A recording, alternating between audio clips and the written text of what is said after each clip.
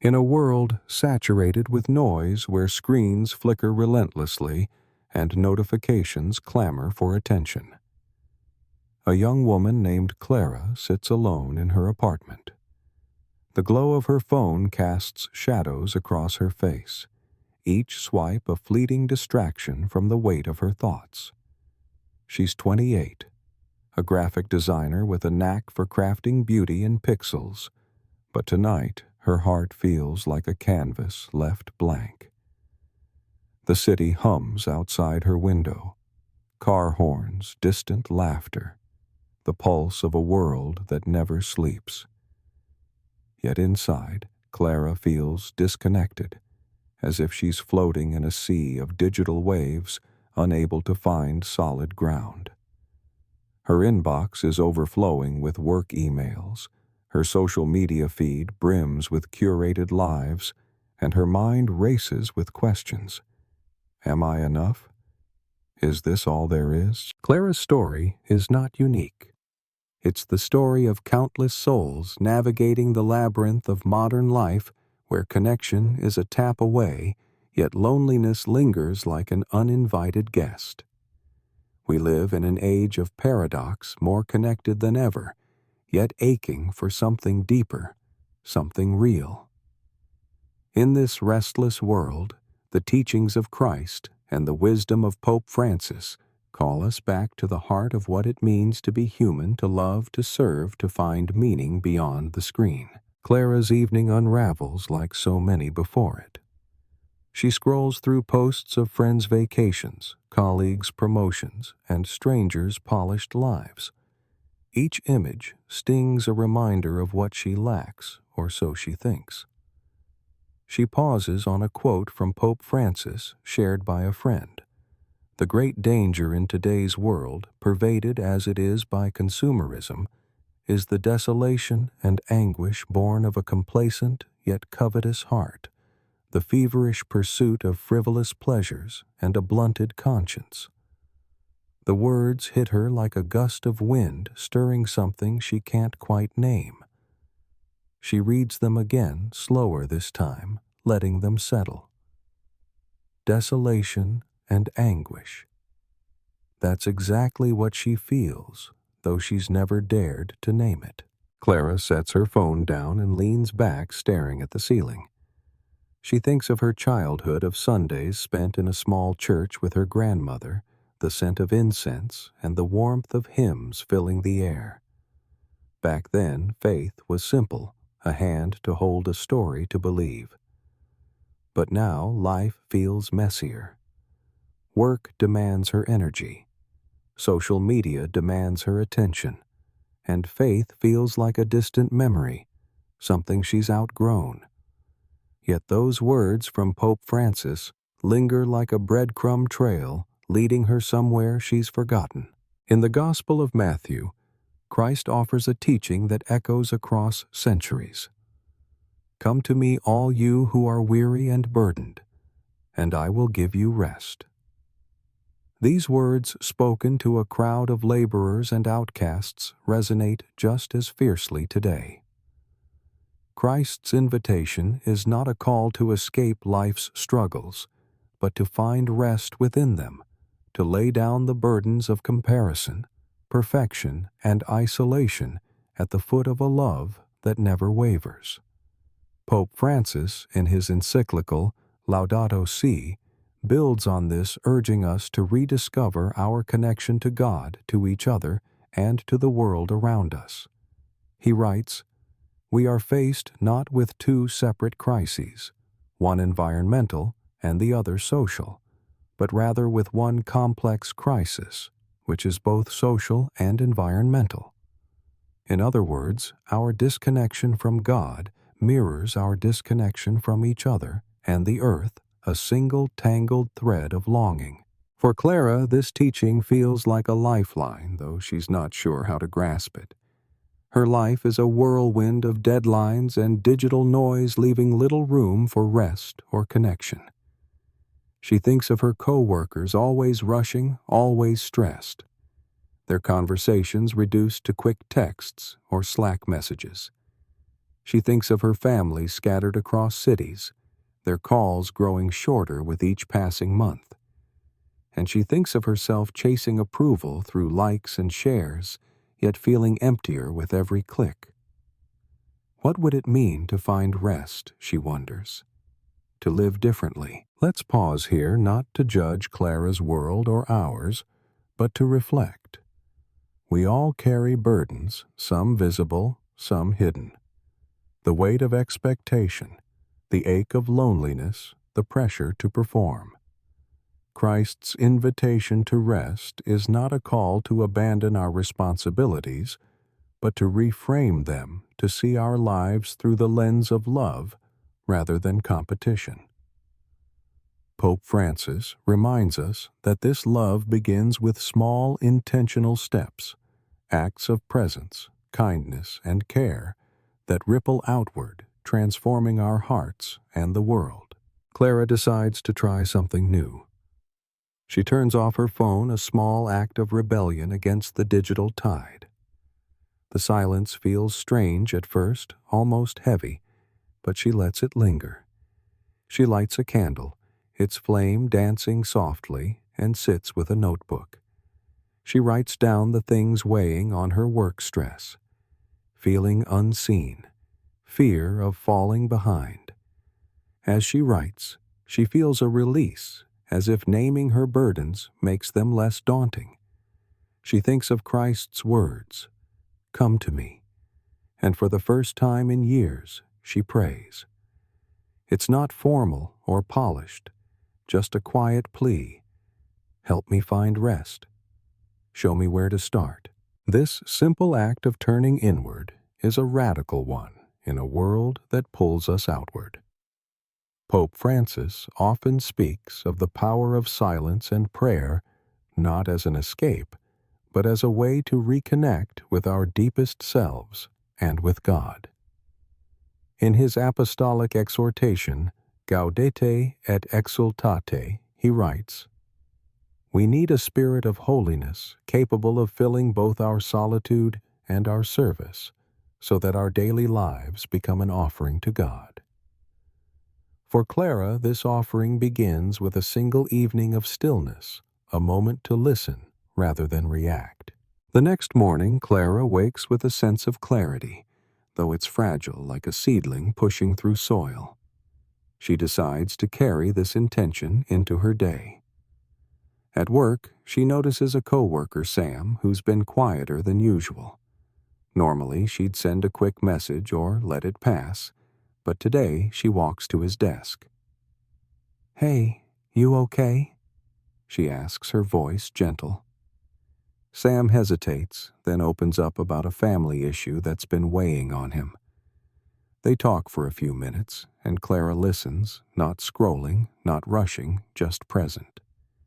When Sam thanks her, she feels a warmth she hasn't felt in months.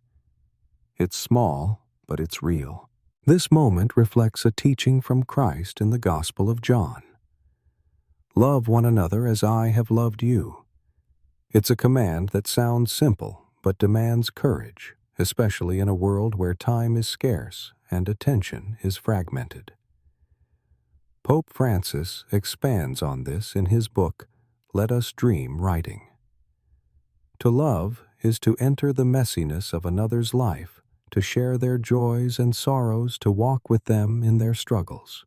Clara's conversation with Sam is a step into this messiness, a choice to see another's humanity rather than pass by. Over the next few weeks, Clara experiments with small changes.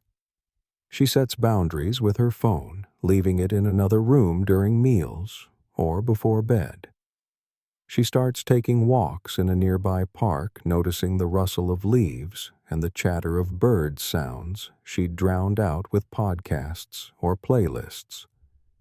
She begins to pray more regularly, not always with words, but with moments of gratitude for the warmth of her coffee, the smile of a stranger, the chance to try again each day. These acts don't erase her stress or solve her problems, but they ground her like anchors in a stormy sea. One evening, Clara stumbles across a local volunteer group on social media, one that serves meals to the homeless. She hesitates.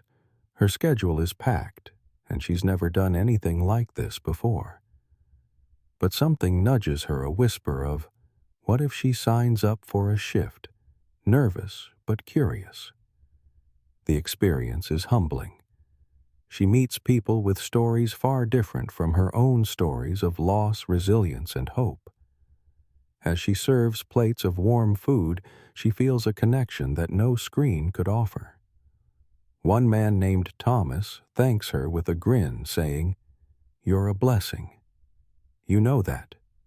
Clara blushes, unsure how to respond, but his words stay with her.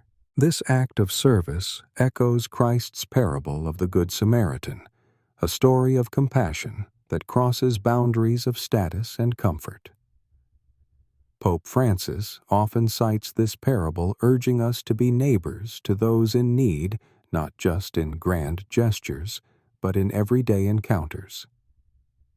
In Fratelli Tutti, he writes, "Each day we have the opportunity to grow in fraternity, to become more human, more like the God who created us." For Clara, serving meals is more than charity. It's a doorway to fraternity, a reminder that her life is woven into the lives of others. As weeks turn into months, Clara's life doesn't transform overnight, but it shifts. She still faces deadlines and doubts, but she's learning to carry them differently. She's more intentional with her time, choosing presence over distraction. She's building relationships, not just with coworkers or volunteers, but with herself and with God. Prayer becomes a rhythm, not a chore, a space to offer her fears and hopes. She begins to see her work as a graphic designer, not just as a job, but as a way to create beauty, to reflect the Creator's love. Clara's story is a mirror for our own. We too live in a world that pulls us in 1,000 directions, where screens promise connection, but often leave us empty. The teachings of Christ and Pope Francis invite us to pause, to look up, to choose love in the small, messy moments of life. They remind us that spirituality is not a destination, but a journey, one we walk with every choice to listen to, serve, to rest in God's presence. What might this look like for you? Perhaps it's turning off your phone for an hour to sit in silence, letting your thoughts settle.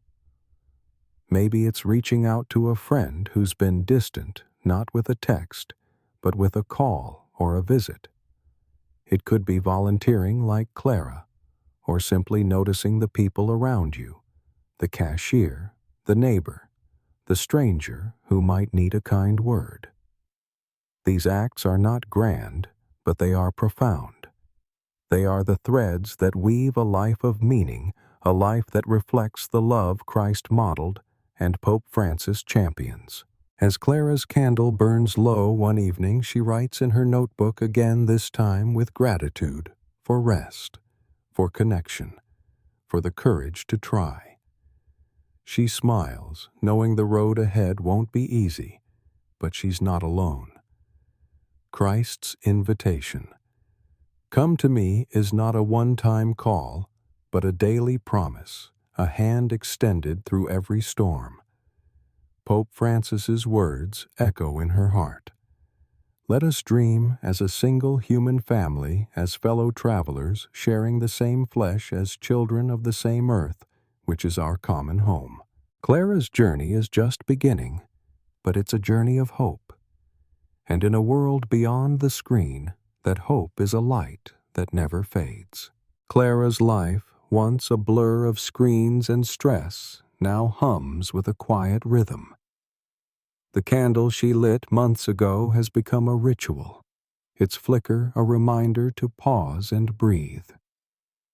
Her apartment, once a cocoon of solitude, feels warmer, filled with small tokens of her new habits, a worn notebook of prayers and reflections, a potted plant from a coworker, a photo of her volunteering with Thomas and others at the soup kitchen.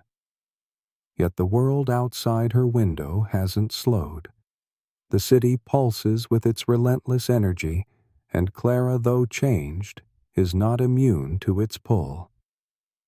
Deadlines loom, doubts creep in, and the digital tide still threatens to sweep her away. But she's learning to navigate it, guided by the teachings of Christ and the wisdom of Pope Francis, which have become like stars in her night sky, steady even when clouds gather. This morning, Clara wakes to a gray dawn, the kind that makes the world feel heavy. She checks her phone out of habit, and a notification pings an urgent email from her boss about a project gone awry. Her stomach tightens. The client, a major brand, is unhappy with her latest design, and the team needs a fix by tomorrow. As she reads the email, her mind spirals. I should have seen this coming. I'm not good enough for this. The familiar weight of self-doubt settles on her shoulders, and for a moment she's back in that old version of herself trapped in comparison, chasing approval. She sets the phone down, takes a deep breath, and reaches for her notebook. She writes a single word: enough. It's a reminder, not of her limits, but of her worth, a truth rooted in Christ's words from the Gospel of Luke. You are of more value than many sparrows. These words, spoken to a crowd anxious about their daily needs, cut through Clara's fear. They remind her that her value isn't tied to a client's approval or a perfect design, but to a love that sees her fully, flaws and all. Pope Francis echoes this in his encyclical Amoris Laetitia, writing, "We are called to acknowledge our dignity as children of God, to love ourselves as He loves us, and to extend that love to others." For Clara, this teaching is a lifeline pulling her back from the edge of self-criticism. Instead of diving into work, Clara decides to start her day differently. She walks to the park, the same one where she's been finding solace. The air is crisp, and the trees, bare from autumn's touch, stand like silent sentinels. She sits on a bench and prays not for success, but for peace. Help me see clearly. Help me love through this. As she sits, a jogger passes by an elderly man with a kind face. He nods at her, and she smiles back, a small exchange, but it grounds her. She thinks of Pope Francis's call to encounter, to see every person as a brother or sister.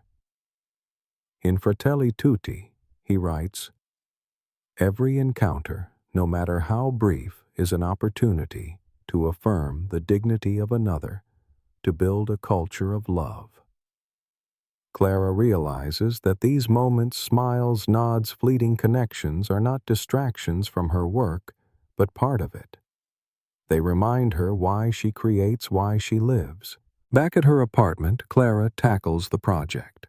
She opens her design software, but instead of rushing, she takes a moment to reflect.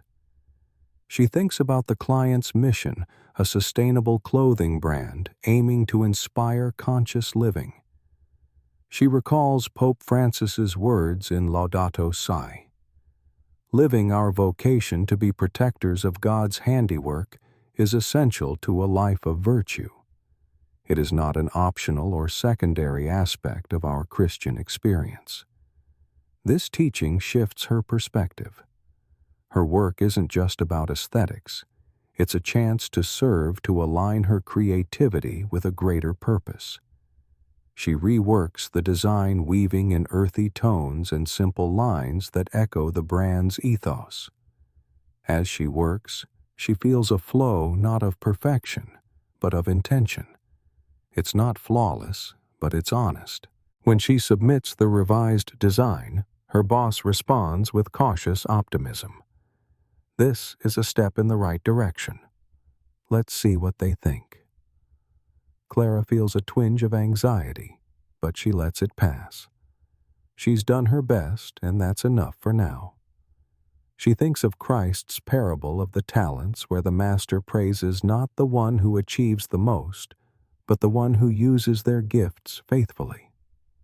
Clara's gift is her creativity, and she's learning to offer it without fear, trusting that it's part of a larger story. That evening, Clara heads to the soup kitchen for her weekly volunteer shift. The familiar faces, Thomas, Maria, the others, greet her like family. As she ladles soup, she notices a new volunteer, a young man named Javier, who seems nervous fumbling with the serving trays. Clara remembers her first shift, how awkward she felt, and decides to help. "Hey, it gets easier," she says with a smile, showing him how to portion the meals. Javier relaxes, and they fall into an easy rhythm, chatting as they work. He's a college student studying engineering, but struggling to balance school and a part-time job. "I don't know how I ended up here," he admits. "I just felt like I needed to do something real." Clara nods, understanding more than he knows. She thinks of Christ's words in Matthew, "Whatever you did for one of the least of these brothers and sisters of mine, you did for me." This teaching, so simple yet profound, transforms the act of serving soup into something sacred. Pope Francis builds on this in his homilies, often saying, "The poor are not a problem. They are a resource, a call to conversion, a chance to meet Christ." For Clara, the soup kitchen is no longer just a place to volunteer. It's a sanctuary where she encounters God in the faces of others, in their stories, their struggles, their gratitude. As the night winds down, Thomas pulls Clara aside. "You've got a light about you," he says, his eyes crinkling. "You're different from when you started." Clara blushes, unsure how to respond. She doesn't feel different, not in a grand way. But she realizes that these small choices, praying, listening, serving, are weaving a new thread through her life. She's not chasing approval anymore. She's seeking connection not just with others, but with the God who meets her in every moment. The next day, Clara's design gets approved with minor tweaks. The client loves the new direction, and her boss sends a rare great job email. Clara feels a quiet pride, not in the praise, but in the process. She's learning to work from a place of love, not fear, a shift that feels like freedom. But life, as always, has its challenges. A friend, Lena, texts her in a panic. Her relationship is falling apart, and she doesn't know what to do. Clara hesitates. She's tired, and the easy choice would be to send a quick reply promising to talk later. But she thinks of Pope Francis's words in "Let us dream to love" is to be present, to enter the messiness of another's life, to walk with them in their pain. She calls Lena instead. They talk for an hour, Lena's voice breaking as she pours out her fears. Clara listens, offering no solutions, just presence. When Lena says, "I don't know how I'd get through this without you," Clara feels a lump in her throat. She realizes that this too is service, not grand or public, but intimate, real. Christ's command to love one another isn't limited to soup kitchens or churches. It's lived in late-night calls, in quiet moments of compassion. Over the next few weeks, Clara's life becomes a dance of intention and surrender. She faces new pressures at work, a promotion opportunity that excites and terrifies her. She grapples with family tensions as her parents argue over her brother's choices. She navigates the digital world, still tempted to scroll mindlessly, but more aware of its pull. Through it all, she leans on the teachings that guide her. She reads the Gospel of John, where Christ says, "Peace I leave with you. My peace I give you." She reflects on Pope Francis's call in Gaudet et Exsultat to find holiness in the ordinary. We are all called to be saints, not by doing extraordinary things, but by living with love and faith in the daily grind. Clara starts a new habit, a gratitude journal. Each night she writes 3 things she's thankful for. Some days it's big, a project. Well received, a heartfelt conversation. Other days it's small, the smell of rain, a stranger's kindness. This practice, rooted in Christ's teaching to give thanks in all circumstances, shifts her perspective. She begins to see her life not as a series of problems to solve, but as a gift to unfold. Pope Francis's words in Laudato Si resonate. Gratitude is the heart's memory, the key to a life of joy. One afternoon, Clara attends a community event at her church, something she'd avoided for years, fearing it would feel forced or outdated. But the volunteer group inspired her to reconnect, and she's curious. The event is a workshop on living sustainably inspired by Laudato Si. The speaker, a woman named Sister Elena, talks about caring for creation as an act of worship. Every choice matters, she says. The food you eat, the clothes you wear, the way you treat the earth, it's all connected to your love for God and neighbor. Clara listens, struck by the practicality of it. She thinks of her work with the sustainable clothing brand, her walks in the park, her efforts to be present. It's all part of the same call to live with care to honor the Creator in the created. After the workshop, Clara joins a small group discussion. She meets people from different walks of life, a teacher, a nurse, a retiree, all wrestling with how to live faithfully in a complex world. They share stories of small changes, composting, reducing waste, advocating for local policies. Clara feels a spark of possibility. She's not alone in this journey. There's a community, imperfect but earnest, trying to live out Christ's love. Pope Francis's vision in Fratelli Tutti comes to life. We are made for communion, for fraternity, for a love that embraces all. As winter approaches, Clara faces a new challenge, the promotion. It's a chance to lead a design team, but it comes with longer hours and more pressure. She's torn. Part of her wants the recognition, the chance to grow. But another part fears losing the balance. She's found the time for prayer, volunteering, relationships. She prays about it, seeking clarity. She thinks of Christ's words in Mark. What good is it for someone to gain the whole world, yet forfeit their soul? She reads Pope Francis's homily on discernment, where he says, "To choose well, we must listen to our hearts, to the Spirit who speaks in silence, guiding us toward what is true and good." Clara decides to talk to her boss. She's nervous, expecting pushback, but she's honest. She wants the role, but she needs flexibility to maintain her well-being. To her surprise, her boss listens, even admires her clarity. They agree on a trial period with adjustments to her schedule. Clara feels a mix of relief and gratitude. She's learning to advocate for herself, not out of selfishness, but out of a desire to live faithfully. One evening, as snow dusts the city, Clara sits by her window, candle-lit, journal open. She writes, for courage, for community, for the peace that surpasses understanding. She thinks of Thomas's words, "You've got a light about you," and smiles. That light isn't hers alone.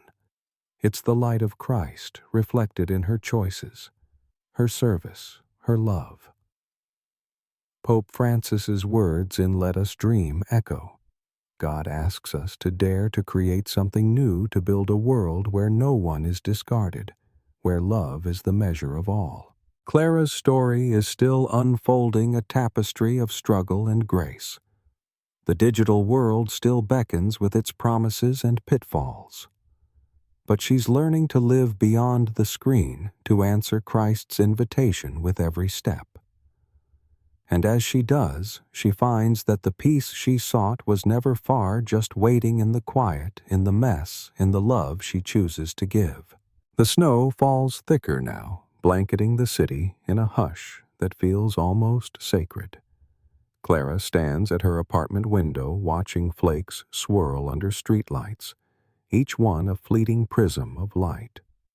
Her candle burns steadily on the table, its flame a quiet companion. The past few months have been a journey of small victories, prayer present service, but also of stumbles. The promotion she negotiated while a step forward has stretched her thin. Deadlines pile up, and the digital world with its endless pings and pressures creeps back into her life like ivy. Yet Clara is different now. She's not the woman who once scrolled mindlessly seeking solace in likes. She's learning to hold her struggles lightly, to lean into the teachings of Christ and Pope Francis, which guide her like a compass through the storm. Tonight, though, Clara feels a restlessness she can't shake. The promotion has brought new responsibilities, leading a team, managing client expectations, and navigating office dynamics. Her team is talented, but fractured with egos clashing and miscommunications flaring. Just yesterday, a meeting spiraled into tension when two designers, Aisha and Mark, argued over a project's direction. Clara tried to mediate, but her words felt clumsy, and the room left bruised. She replays the moment, wondering if she's cut out for leadership. What if I fail them? What if I'm not enough? The old doubts resurface, sharp and familiar. She sits at her table, opens her notebook, and writes, "Help me lead with love." The words feel like a prayer, raw and unpolished. She thinks of Christ's words in the Gospel of John, "I am the vine. You are the branches. If you remain in me and I in you, you will bear much fruit." This teaching, spoken to disciples facing uncertainty, reminds Clara that her strength doesn't come from herself alone. It flows from a source greater, a love that sustains her, even when she falters. Pope Francis echoes this in Gaudete et Exsultate, writing, "Holiness is not about perfection, but about dependence on God, about letting His grace work through our weaknesses." Clara breathes deeply, letting the words settle. She's not perfect, but she's connected to the vine, and that's enough. The next morning, Clara wakes with a plan, not a grand strategy, but a small step. She recalls Pope Francis's emphasis on dialogue in Fratelli Tutti. Authentic dialogue requires patience, respect, and a willingness to listen, even when it's uncomfortable. She decides to meet with Aisha and Mark individually, not to fix the problem, but to understand them. At work, she finds Aisha in the break room stirring sugar into her coffee. "Got a minute?" Clara asks. Aisha nods, cautious. They sit, and Clara listens as Aisha shares her frustration, not just about the project, but about feeling unheard in the team. "I pour my heart into my designs," she says, "but it's like no one sees me." Clara nods, resisting the urge to offer solutions. She simply says, "I see you, Aisha. Your work matters." Later, Clara meets Mark in the conference room. He's defensive at first, but as Clara listens, he opens up about his stress-tight deadlines, a sick parent, the pressure to prove himself. "I didn't mean to snap," he admits. "It's just a lot." Clara shares a bit of her own struggle, admitting she's learning to lead. "We're all figuring this out," she says. "Maybe we can do it together." Mark softens, and they agree to revisit the project with fresh eyes.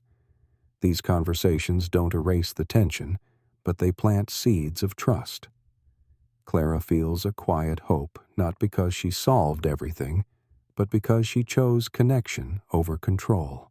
This choice reflects Christ's teaching in Matthew. Blessed are the peacemakers, for they will be called children of God. Peacemaking.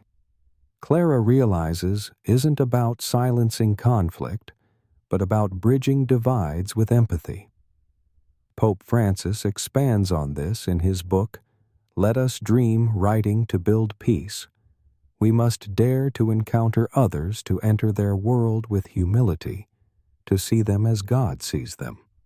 Clara's conversations with Aisha and Mark are small acts of peacemaking steps toward a team that works not just for success, but for each other. As the weeks unfold, Clara leans into her role as a leader, not by mastering every challenge, but by showing up authentically.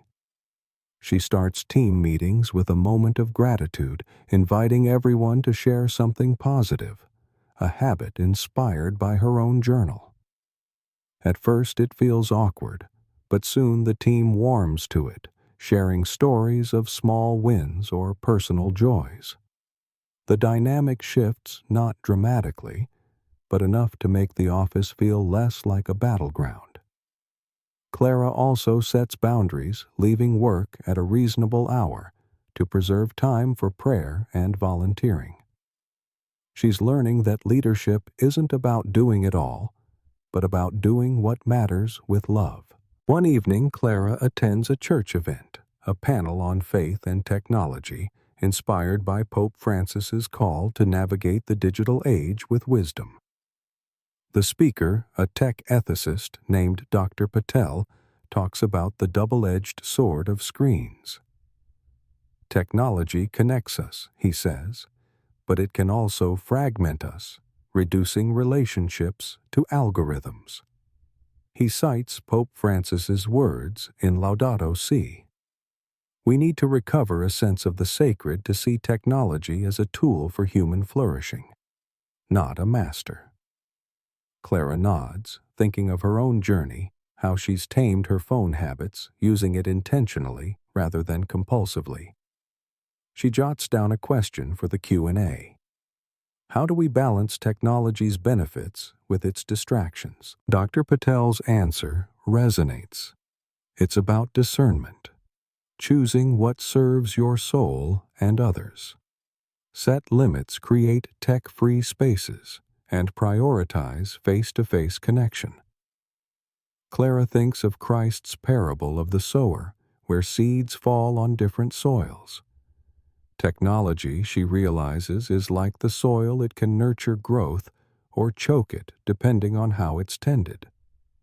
She resolves to bring this discernment to her team, encouraging them to unplug during brainstorming sessions to foster creativity and presence. Back at the soup kitchen, Clara's bond with Javier deepens. He's become a regular, his initial nervousness replaced by a quiet confidence. One night as they clean up, he shares a dream to design tech that helps underserved communities, like affordable apps for job training. Clara's eyes light up. "That's incredible," she says. "You're already serving here. Imagine what you could do with that vision." She thinks of Christ's words in Luke. "The kingdom of God is within you." Javier's dream, she realizes, is a glimpse of that kingdom, a call to use his gifts for others. Pope Francis's vision in Gaudete et Exsultate comes to mind. Each of us is called to holiness through our unique vocation, offering our talents to build God's kingdom. Inspired. Clara shares her own work, showing Javier some of her designs on her phone. "This one's for a sustainable brand," she says, trying to make fashion ethical. Javier grins. "That's dope. You're like serving through art." His words strike her. She's never thought of her work that way, but he's right. Her designs, when rooted in purpose, are a form of service, a way to reflect God's beauty.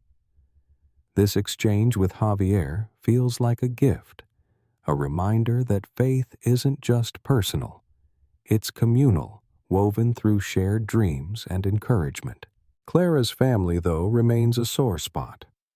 Her parents' arguments over her brother Ethan have escalated.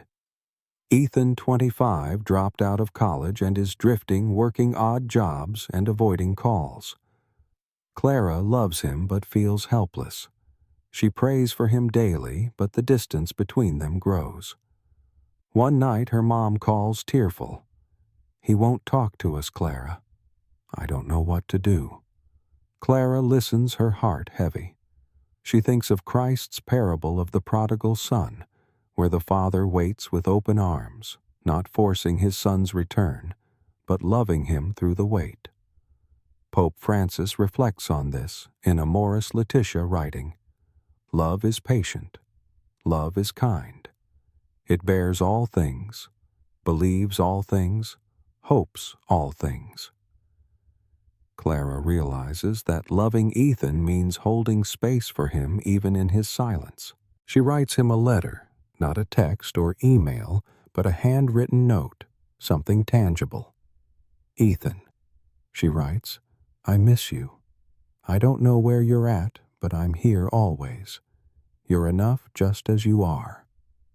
She doesn't expect a reply, but sending it feels like an act of faith, a seed planted in uncertain soil. She prays, "Give him peace. Show me how to love him."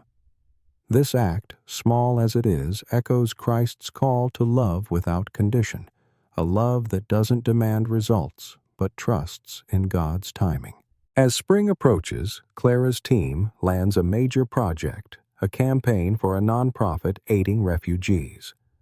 The stakes are high, but Clara sees it as a chance to serve. She rallies her team, encouraging them to see the human faces behind the numbers. This isn't just a job, she says. It's a way to tell stories that matter. Aisha-inspired designs a poster with a child's hopeful eyes, while Mark crafts a tagline, "Hope begins with home." Clara feels a surge of pride, not in herself, but in their shared purpose. The project, though grueling, becomes a labor of love, a reflection of Christ's words in Matthew, "I was a stranger, and you welcomed me." Pope Francis's call in Fratelli Tutti to embrace the stranger resonates deeply. Every human being is a brother or sister deserving of dignity and care, no matter their origin. Clara visits the nonprofit's office, meeting refugees whose stories break her heart and expand it. One woman, Amira, shares how art helped her heal after fleeing war. Clara moved offers to host an art workshop at the soup kitchen, blending her design skills with her volunteer work. The idea sparks, and soon she's planning with Javier and Maria, dreaming of a space where creativity and community collide. Clara's life, though fuller, isn't free of struggle. The project's deadline looms and her team faces setbacks. She battles exhaustion, tempted to skip prayer or volunteering to catch up. But she remembers Christ's words in John, "My yoke is easy and my burden is light." She leans into rest, not as laziness, but as trust.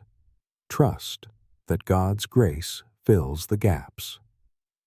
Pope Francis's words in Laudato Si guide her. Sabbath rest is not a luxury, but a necessity, a way to honor God and renew our strength. She carves out evenings for walks, prayer, and silence, finding that these moments fuel her more than caffeine ever could. One night, as Clara lights her candle, her phone buzzes. It's Ethan. Her heart skips. "Got your letter," he texts. "Can we talk soon?" Tears prick her eyes. It's not a resolution, but it's a start. She writes in her journal, "For hope, for patience, for the God who never gives up." She thinks of Pope Francis's vision in "Let Us Dream." God is always at work, weaving redemption through our brokenness, inviting us to co-create a world of love. Clara's journey is a tapestry of light and shadow, of choices that falter and choices that soar. The digital world still hums, but she's learning to live beyond it, to answer Christ's call with every step. Her leadership, her service, her love. They're not perfect, but they're real. And in that reality, she finds a peace that endures, a light that guides her forward one moment at a time. Spring unfurls across the city, coaxing buds from barren branches and painting the park in shades of green.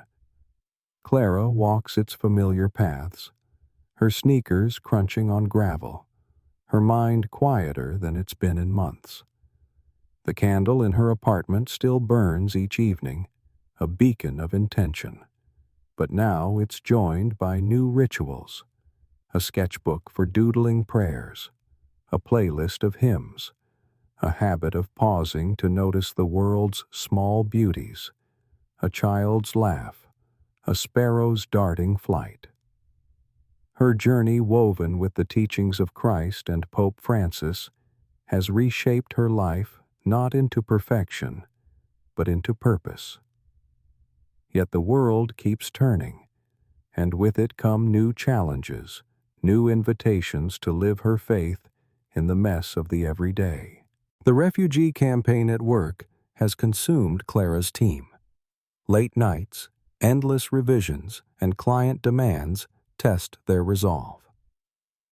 Clara, as team leader, feels the weight of it all, keeping morale high, meeting deadlines, ensuring the designs honor the stories they're meant to tell. One morning, she arrives to find Aisha hunched over her desk, eyes red. "I can't keep up." Aisha confesses. "I'm burning out."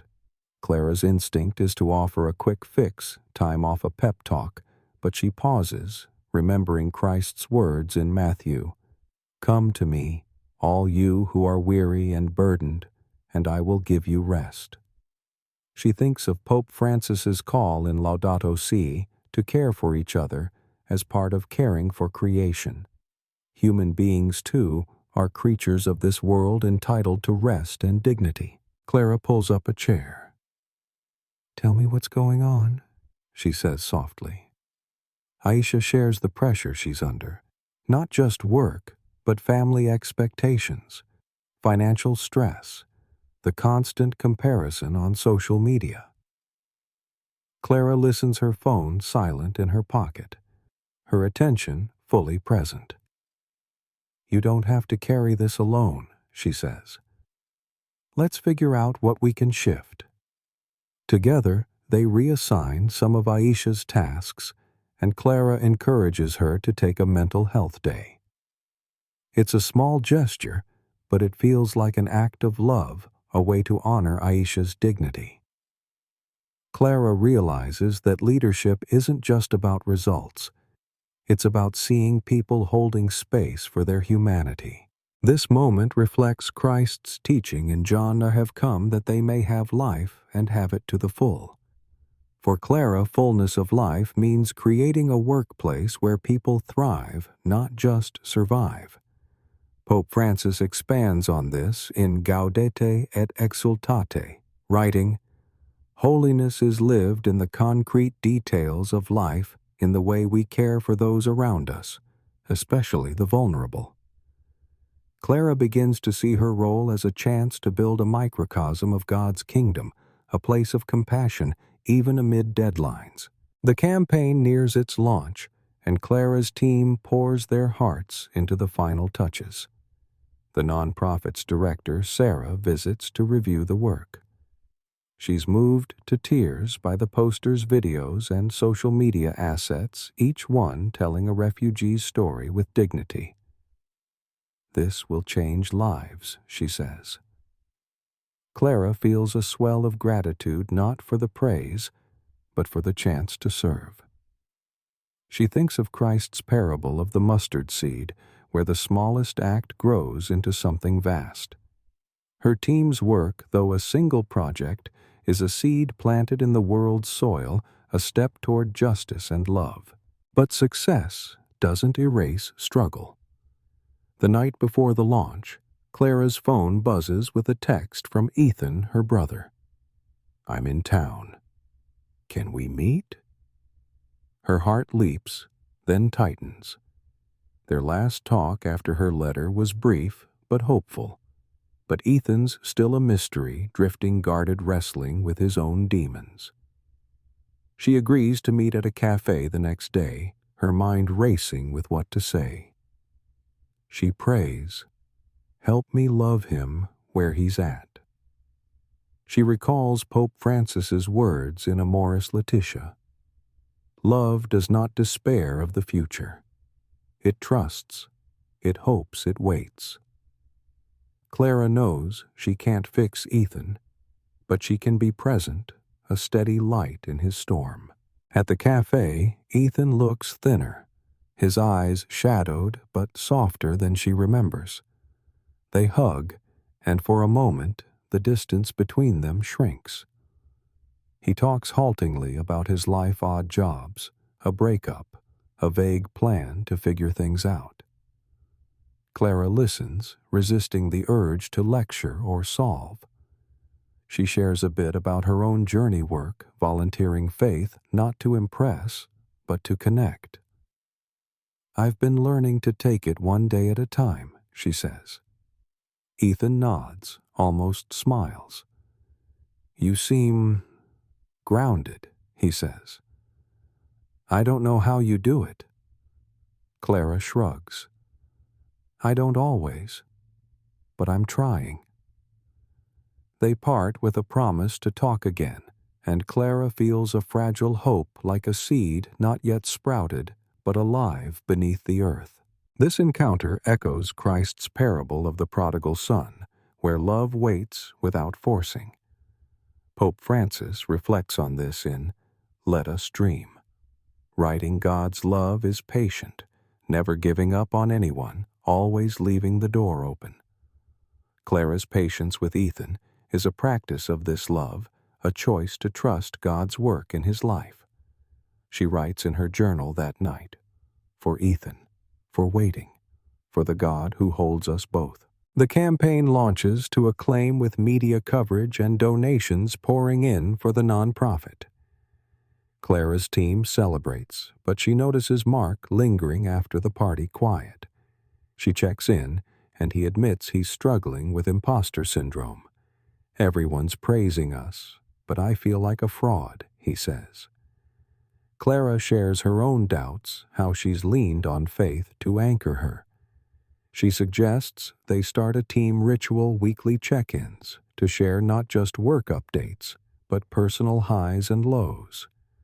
Mark agrees, and the idea catches on, fostering a culture of vulnerability. Clara sees this as another mustard seed, a small act that could grow into deeper trust. Outside work, Clara's art workshop at the soup kitchen takes shape.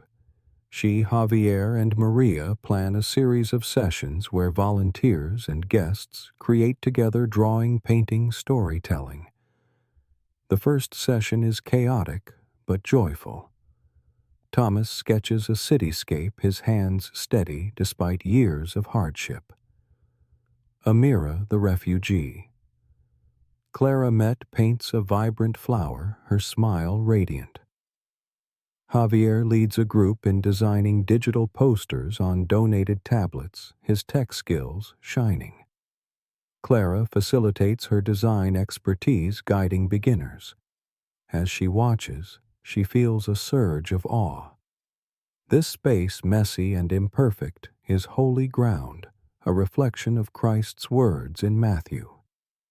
"For where 2 or 3 gather in my name, there am I with them." Pope Francis's vision in Fratelli. Tutti comes alive here.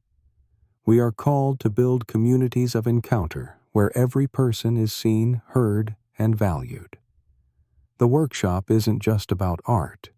It's about dignity, connection, a shared humanity that transcends circumstance. Clara feels her faith deepen not in grand revelations, but in these moments of togetherness. Yet the digital world remains a challenge. Clara notices her team slipping back into old habits, checking phones during meetings, multitasking instead of listening. She's guilty too, catching herself scrolling when stressed. At a church event, she hears a speaker quote, "Pope Francis's Laudato Si technology, when misused, can alienate us from ourselves, from others, and from God." Inspired.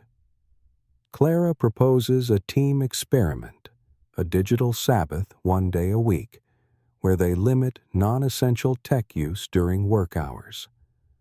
The team is skeptical but agrees to try. The first day is bumpy habits die hard, but by afternoon, conversations deepen, ideas flow. Aisha says, "I didn't realize how much I missed just talking."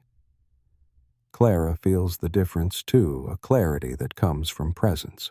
This experiment reflects Christ's teaching in Mark. The Sabbath was made for man, not man for the Sabbath. Rest, Clara realizes, is a gift, a way to reclaim time for what matters. Pope Francis expands on this in Gaudete et Exultate. We need moments of stillness to hear God's voice, to discern His call in our lives. Clara extends the digital Sabbath to her personal life, setting aside Sundays for prayer walks and face-to-face connection. It's not perfect, temptation lingers, but it's a practice of freedom, a way to live beyond the screen. Clara's relationship with Ethan grows slowly. He texts more often, sometimes calling to share a story or ask about her day. One evening he joins her at the soup kitchen, curious but hesitant. He serves meals alongside Javier, his awkwardness melting as Thomas teases him about his ladle skills. Afterward, Ethan admits, "This place, it's real.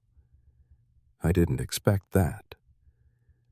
Clara smiles, thinking of Christ's words in Luke, "The kingdom of God is among you."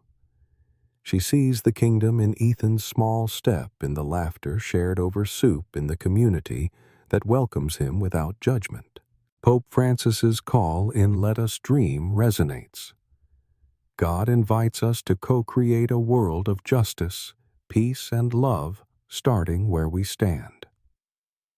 Clara's work, her volunteering, her patience with Ethan, they're all part of this co-creation, small threads in a larger tapestry. She faces new challenges, a client dispute at work, a health scare with her mom, the ever-present pull of digital noise. But she meets them with a resilience rooted in faith. She prays daily, not for miracles, but for strength to love through the ordinary. One night, Clara attends a vigil at her church, marking the anniversary of Laudato Si. The congregation gathers outside, candles glowing against the dusk. They pray for the earth, for the poor, for a world groaning under greed and division. Clara feels a connection to something vast, a communion that stretches beyond her city. She thinks of Pope Francis's words, "We are one human family, bound by a common home, called to care for each other and the earth."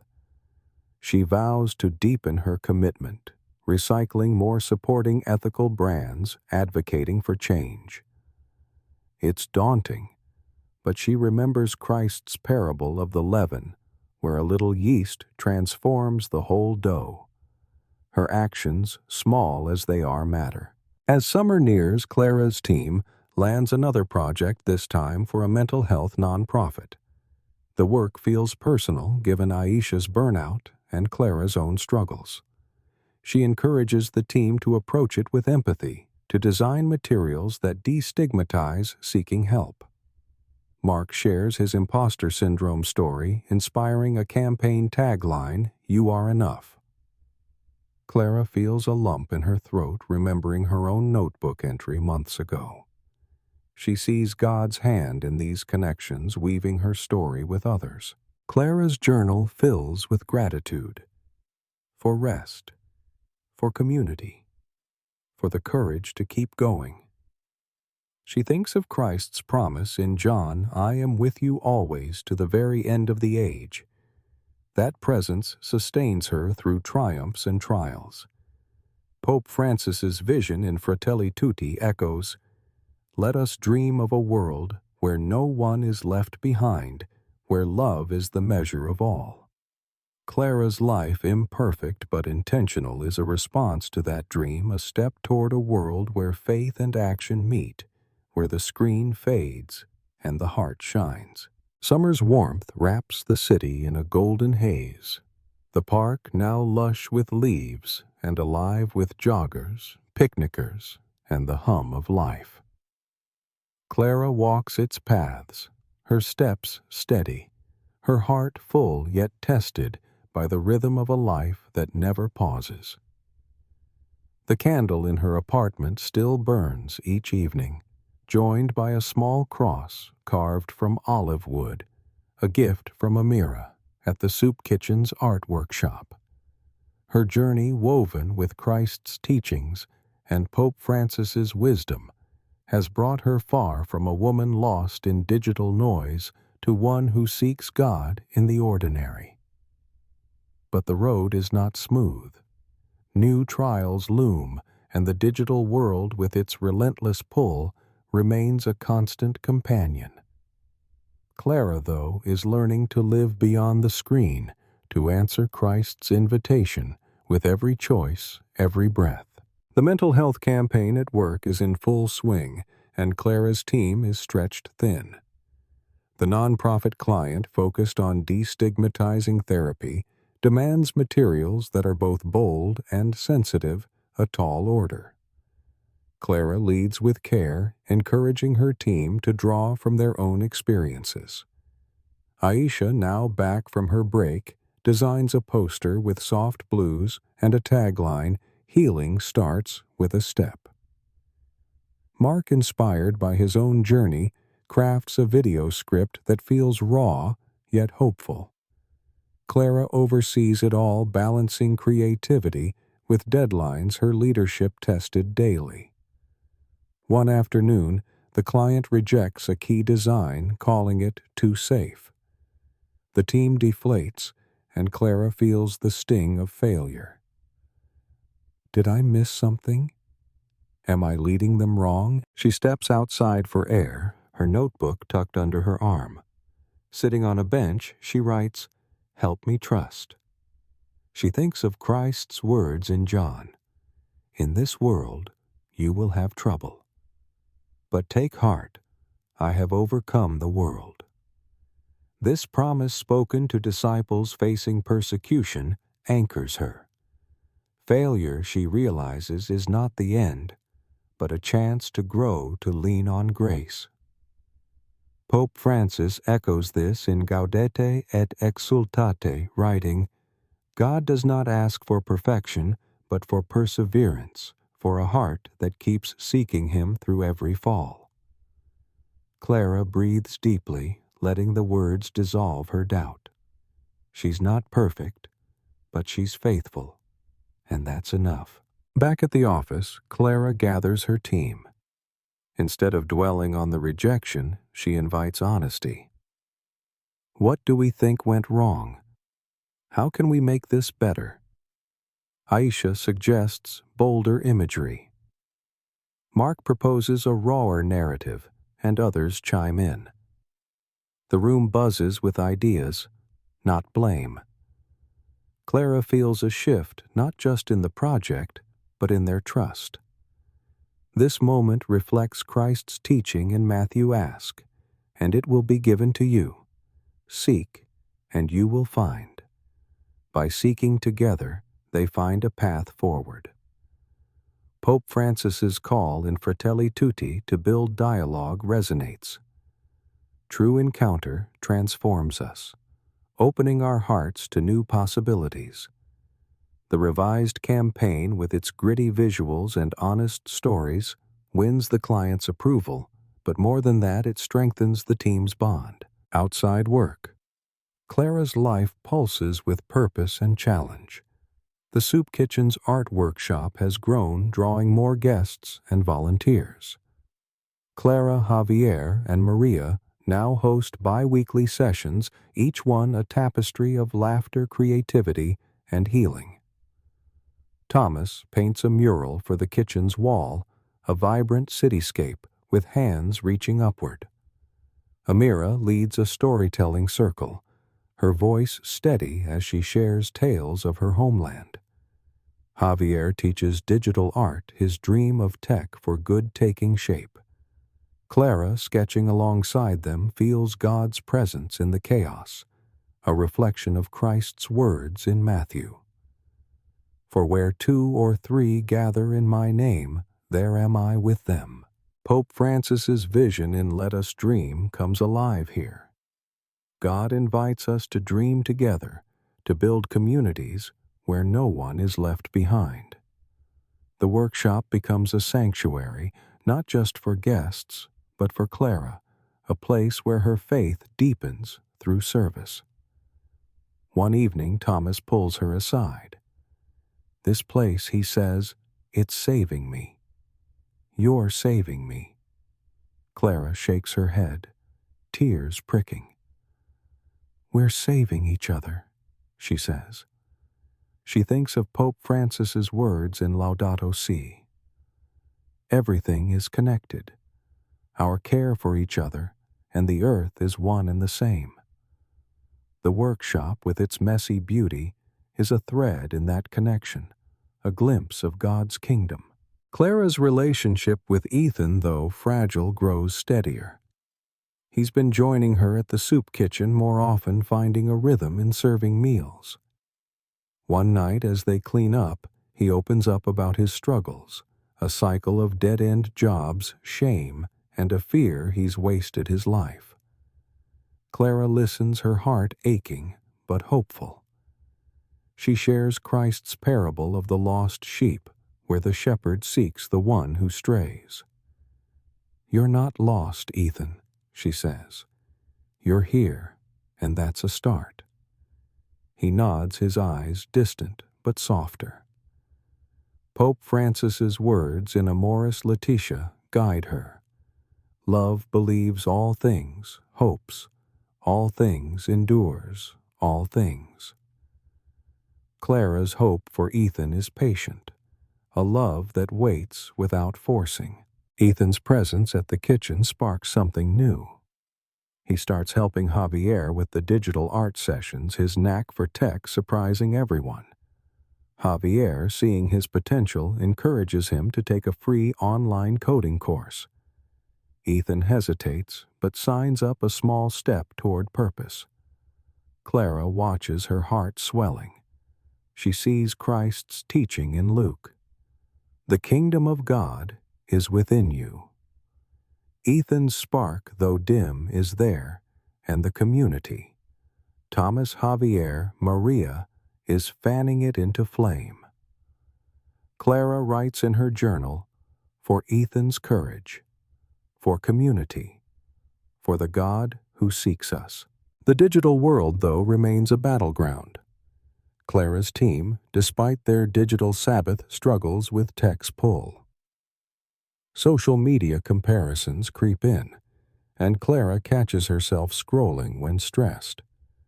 At a church event, she hears a priest quote Pope Francis's Laudato Si. We must regain the conviction that we need one another, that we have a shared responsibility for others and the world. The priest challenges the congregation to audit their tech use, asking, does it serve love or steal it? Clara takes the challenge, tracking her screen time and setting stricter boundaries.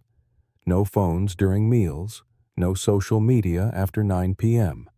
She shares the idea with her team, and they adopt a tech-free hour each workday, using it to connect or create without screens. The shift, though small, fosters presence, a reminder of Christ's call in Mark. The Sabbath was made for man, not man for the Sabbath. Clara's personal life brings new trials. Her mom's health scare, a breast cancer diagnosis, shakes the family. Clara visits often, helping with appointments and chores, her heart heavy but resolute.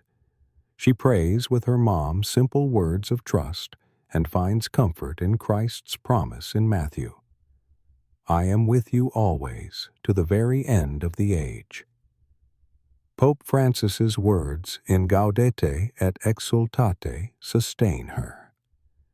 Holiness is lived in the patience of the cross, in the daily offering of our struggles to God. Clara's care for her mom becomes a prayer, each act cooking, listening, holding her hand, a way to love through fear. The family rallies, and Ethan, to Clara's surprise, steps up visiting their mom and even cooking his lumpy but heartfelt spaghetti. One evening as they eat together, Ethan says, "I'm sorry I've been gone." Their mom squeezes his hand, tears in her eyes. Clara feels a lump in her throat, seeing the prodigal son's return, not in a single moment, but in these quiet steps. Pope Francis's vision in Fratelli Tutti echoes, "We are one human family, bound by love, called to forgive and heal." Clara's family fractured, but mending is living this call one meal at a time. At work, the mental health campaign launches its impact immediate. Social media buzzes with stories of people seeking therapy inspired by the campaign's honesty. Aisha's poster goes viral, and Mark's video racks up views. Clara feels proud, not of the metrics, but of the lives touched. The nonprofit hosts a thank you event, and a young woman shares how the campaign gave her courage to get help. "I thought I was alone," she says. "Now I know I'm not." Clara thinks of Christ's parable of the leaven, where a little yeast transforms the whole dough. Her team's work, small in the grand scheme, is leaven in the world, spreading hope. The Soup Kitchen's workshop grows, drawing local media attention. A reporter interviews Clara, Javier, and Amira, highlighting their work as a model of community healing. Clara, nervous but sincere, speaks of faith and connection, quoting Pope Francis's "Let us dream." God asks us to dare to create something new, to build a world where love is the measure. The article spreads, and donations pour in, allowing the kitchen to expand its programs. Clara feels humbled, seeing God's hand in the growth, a reflection of Christ's words in John. "Whoever believes in me will do the works I have been doing, and they will do even greater things." As autumn nears, Clara faces a crossroads. Her boss offers her a higher role, creative director with a bigger team and more responsibility. It's tempting, but it means less time for volunteering family and the balance she's fought for. She prays, seeking discernment, and recalls Christ's words in Mark. What good is it for someone to gain the whole world, yet forfeit their soul? Pope Francis's homily on discernment guides her. Choose what gives life, what draws you closer to God and others. After reflection, Clara declines the role, choosing instead to stay where she can lead with intention and serve beyond the office. Her boss respects her choice, and Clara feels peace, trusting her path. One evening, Clara lights her candle, the cross beside it catching the glow. Ethan joins her for dinner, his coding course going well, his confidence growing. He talks about volunteering more, maybe starting a tech workshop at the kitchen. Clara smiles, seeing the kingdom unfold in him. Her mom's treatment is progressing, and the family, though still navigating tension, is closer. At work, Clara's team thrives, their culture of trust, a light in the industry. The Soup Kitchen hums with life, its workshop a beacon of hope. Clara opens her journal writing for love, for healing, for the God who never leaves. She thinks of Christ's promise in John, "I have come that they may have life and have it to the full." Her life, with its joys and struggles, is full not of perfection, but of purpose. Pope Francis's words in Laudato Si resonate. We are called to be instruments of God's peace, to live with gratitude and care, to weave a world of love. Clara's journey beyond the screen is a testament to that call, a life of faith service and connection, shining like a candle in the dark, guiding her and others home.